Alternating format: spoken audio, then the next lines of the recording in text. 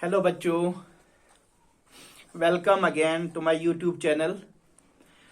मेरा आज का टॉपिक है एक इम्पॉर्टेंट कॉन्सेप्ट ऑर्गेनिक केमिस्ट्री का, जो इंडक्टिव इफेक्ट और मीजोमेरिक इफेक्ट के in addition to mesomeric effect and inductive effect वो दूसरा इफेक्ट, तीसरा इफेक्ट है। वो क्या है? That is hyper conjugation.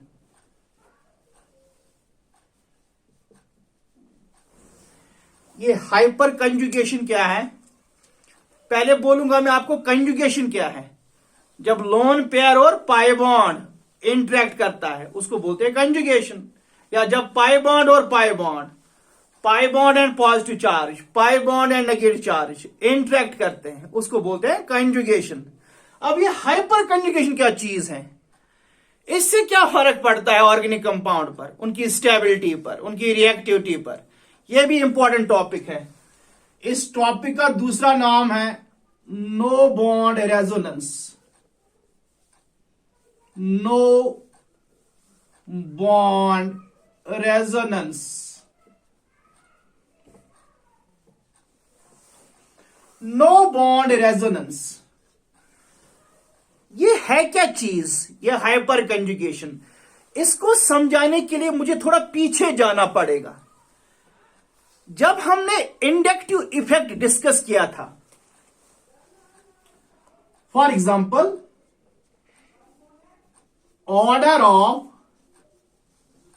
Plus I effect of alkyl groups,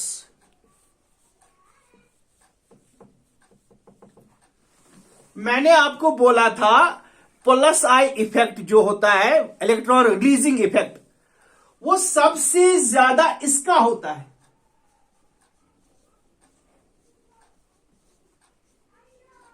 tertiary butyl का। तो ये दिखाते हैं प्लस आई, पॉजिटिव इंडक्टिव इफेक्ट। इसके बाद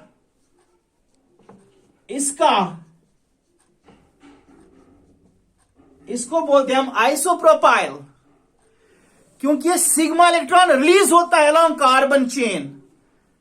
सैचुरेटेड कार्बन चेन में जब सिग्मा इलेक्ट्रॉन्स पार्शियली डिस्प्लेस होते हैं, उसको हमने नाम दिया था inductive effect, plus I and minus I. वो ज्यादा इसका होता है, टर्शियरी ब्यूटाइल का, उसके बाद आइसोप्रोपाइल का, उसके बाद इथाइल का, और उसके बाद मिथाइल का। ये हमने पहले ही डिस्कस किया है। तो यहां पर इलेक्ट्रॉन रिलीज हो जाता है टुवर्ड्स कार्बन चेन, इन चीजों से, टर्शियरी ब्यूटाइल से, आइसोप्रोपाइल से, इथाइल से या मिथाइल से। लेकिन हाइपर कंजुगेशन में इलेक्ट्रॉन ट्रांसफर, इलेक्ट्रॉन रिलीज कैसे हो जाता है, वो मैं आपको बताऊंगा अभी। बहुत ही सिंपल, लॉजिकल, आपको और कहीं देखने की जरूरत नहीं है, मैं दिखाऊंगा आपको। सी, देखो हाइपर कंजुगेशन में क्या होता है। अगर हमारे पास है ऐसा कोई सिस्टम, ये है, it is carbon carbon double bond, और कार्बन कार्बन डबल बॉन्ड को यहां से अटैच होता है methyl group. Carbon carbon double bond, इस डबल बॉन्ड के साथ डायरेक्टली अटैच हुआ है मिथाइल ग्रुप। अब इस मिथाइल के पास क्या है? सिग्मा बॉन्ड्स, उनको बोलते हैं हम CH sigma bonds. This is unsaturated part, carbon carbon double bond, और इसके साथ है डायरेक्टली अटैच मिथाइल ग्रुप। ये वाला कार्बन, इसको बोलते हैं अल्फा कार्बन। और अल्फा कार्बन के बाद जो CH सिग्मा बॉन्ड्स होते हैं, CH sigma bonds of alpha carbon, carbon hydrogen sigma bonds of alpha carbon. अब आप कहेंगे सर ये अल्फा कार्बन क्या है?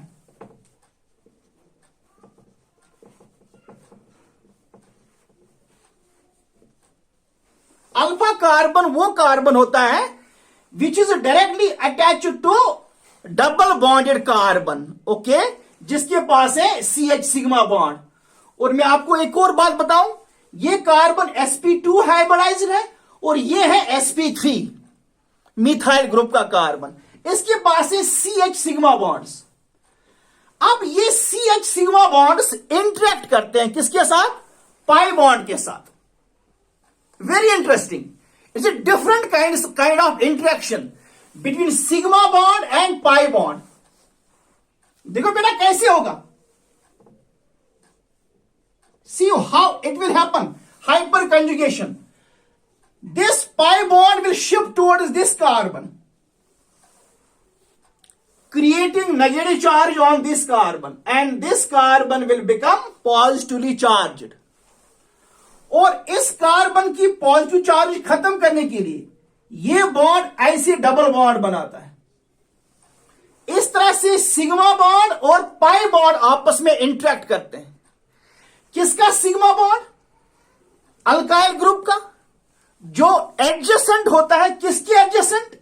To unsaturated part of organic compound. तो सिग्मा बॉन्ड इंटरेक्ट करेगा पाई बॉन्ड के साथ। अब इस कार्बन के पास कितने सिग्मा बॉन्ड्स हैं? 3, 1, 2, 3। ये तीनों 1 by 1 इंटरेक्ट करेंगे किसके साथ? पाई बॉन्ड के साथ। उसी इंटरेक्शन को बोलते हैं हाइपर कंजुगेशन। ऐसे तो दूसरा स्ट्रक्चर कैसा बनेगा? तो H will attain positive charge, तो ये CH ऐसे आ जाएगा और यहां आ जाएगी नेगेटिव चार्ज। इस तरह से इंटरेक्शन होगी between sigma bond and pi bond. This type of interaction we called hyperconjugation. So this is very important electron transfer between CH sigma bonds of alpha carbon and adjacent pi bond. So I will now write the statement which is called hyperconjugation. So what is hyperconjugation? Hyperconjugation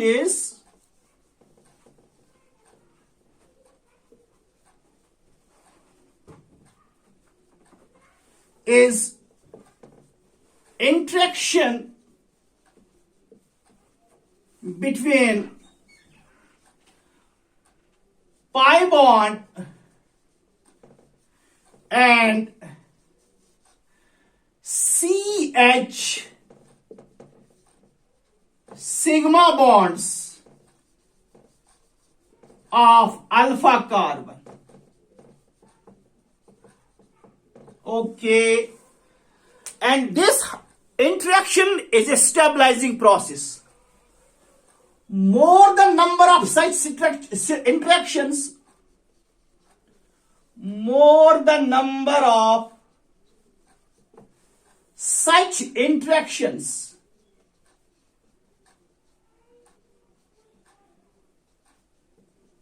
more stable will be the molecule. The molecule that is alkene. Simple words में double bond के adjacent में carbon carbon के साथ अगर ज्यादा alkyl group directly attach हुए हैं तो वो अल्कीन होता है ज्यादा स्टेबल, क्योंकि उसमें ज्यादा इंटरेक्शंस होते हैं between pi bond and adjacent carbon hydrogen sigma bonds. अब दूसरी बात, इसको नो बॉन्ड रेजोनेंस क्यों बोलते हैं? क्योंकि जब सिग्मा बॉन्ड ट्रांसफर होता है H पर आ जाती है पॉजिटिव चार्ज, लेकिन जो कोवलेंट बॉन्ड होता है बिटवीन कार्बन एंड हाइड्रोजन वो तो डिसअपियर होता है, वहां कोई बॉन्ड ही नहीं रहता है, तो इसीलिए उसको बोलते हैं no bond resonance. It's a stabilising process. मैं और क्लियर करूंगा यहां पर कुछ और एग्जांपल्स के साथ, जैसे यहां पर आप देख सकते हैं।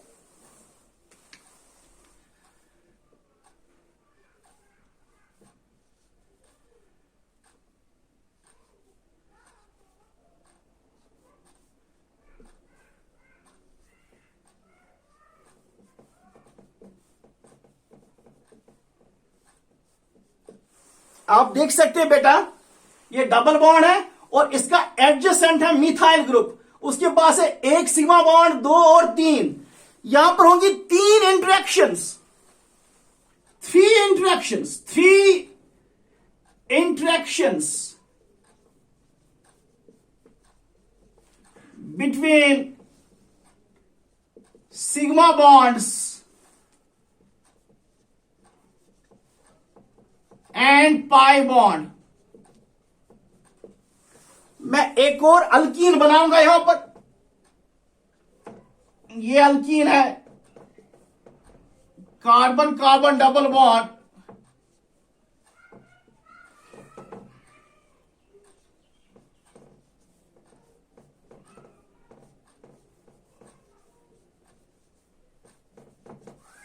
आप देखो यहां अल्फा कार्बन कौन सा है? Can you locate the alpha carbon? ये अल्फा कार्बन है। अब इसके पास कितने सिग्मा बॉन्ड्स हैं? 2 सिग्मा बॉन्ड्स जो डबल बॉन्ड के एडजेसेंट में है। तो यहां पर होंगे सिर्फ 2 interactions, only 2 interactions between sigma bonds and pi bond. तो अगर मैं इसको ए मानूं और इसको मानूंगा मैं बी, तो पहला अल्कीन होगा मोर स्टेबल, क्योंकि डबल बॉन्ड के साथ मिथाइल ग्रुप डायरेक्टली अटैच हुआ है। उसके पास है 3 sigma bond, CH sigma bonds. लेकिन दूसरा अल्कीन है लेस स्टेबल, क्योंकि उसमें है कम हाइपर कंजुगेशन, क्योंकि यहां जो अल्फा कार्बन है adjacent to double bonded carbon, उसके साथ है सिर्फ 2 sigma bonds. So only 2 interactions will be possible. I hope you are getting my point. मैं एक और एग्जांपल से समझाऊंगा, मैं 3rd एग्जांपल दूंगा, 4th एग्जांपल दूंगा, और आपको समझ में आना चाहिए कि क्योंकि अल्कीन की स्टेबिलिटी कैसे बढ़ेगी। जितने डबल बॉन्ड के एडजेसेंट में ज्यादा होंगे मिथाइल ग्रुप्स, तो उतना ज्यादा स्टेबल अल्कीन होगा, क्योंकि उसमें होगी मोर number of interactions between sigma bond and pi bond. एक और चीज यहां पर, इसको देखते हैं बेटा।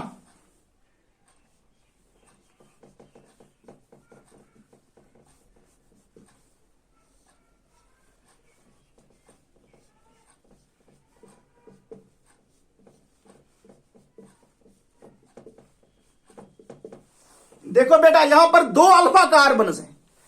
ये अल्फा कार्बन है, इसके पास है 3 CH सिग्मा बॉन्ड्स, और यहां से भी एक अल्फा कार्बन, इसके पास भी है 3 CH sigma bonds.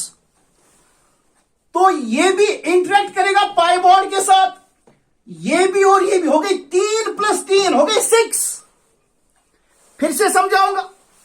Carbon carbon double bond, तो पहला ये मिथाइल ग्रुप पार्टिसिपेट करेगा हाइपर कंजुगेशन में। ये मिथाइल ग्रुप, इसके सिग्मा बॉन्ड्स 1 2 3 वो करेंगे पाई बॉन्ड के साथ इंटरेक्ट, हो गई 3 इंटरेक्शंस। उसके बाद ये भी एडजेसेंट में, इसके सिग्मा बॉन्ड्स 1 2 3, टोटल में 6 interactions. So I will write 6 interactions between sigma bonds and pi bond. So this alkene will be more stable. In other words, we can say more substituted alkene is more stable because of more number of hyperconjugative interactions. Interaction between sigma bond and pi bond. Understood? Great. Last example. Let us replace this H by methyl group. This one. Its name is 2-methyl butene. You can see this methyl group is adjacent to pi bond, and this methyl group is adjacent to pi bond, and this methyl group is adjacent to pi bond. 3 methyl groups contain 9 alpha hydrogens, 9 CH sigma bonds. So it will have 9 interactions. 9 interactions between sigma bonds and pi bond. So this alkene will be more stable than the previous alkenes because of more interaction between sigma pi interaction, which we call hyperconjugation or no bond resonance. Thank you for watching. Subscribe my channel. Press the icon button so that you will get notification for new videos.